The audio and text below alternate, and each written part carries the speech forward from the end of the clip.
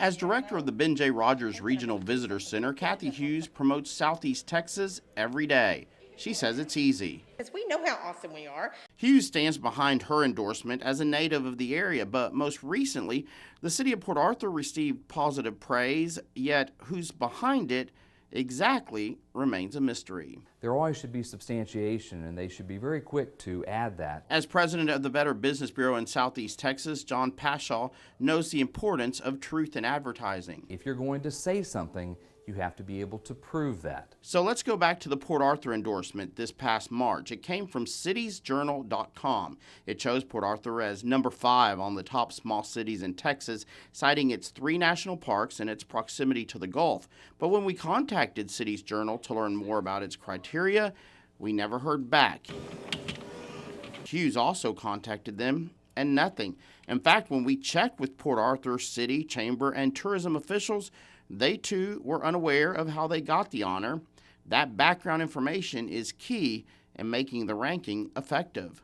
Then the consumer can understand the value of that accreditation or the value of that honor. In 2011, the Beaumont Independent School District faced controversy after it was reported some of its vendors had paid for ads with an online publication that led to the publication naming BISD one of the nation's top 10 school districts.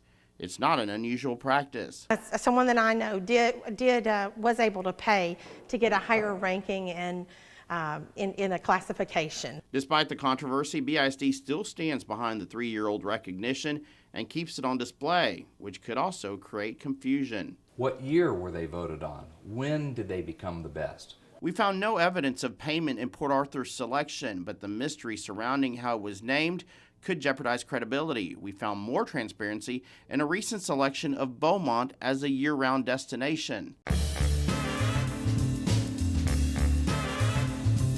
Beaumont's Convention and Visitors Bureau shared a website that describes the selection process and told us that while the Tourism Bureau did not pay for the title or the listing, there was a $3,900 cost to film and edit a 2-minute Beaumont segment that aired on several TV stations, including the Discovery Channel.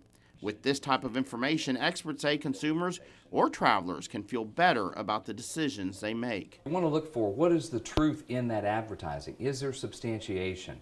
What organization provided the ranking? How was it determined? But Hughes, who visits with tourists daily, says she's found that word of mouth seems to trump any slick marketing campaign. That's why she continues talking up Southeast Texas. Boha, and it's on Nederland Avenue. Not Nederland Avenue, it's on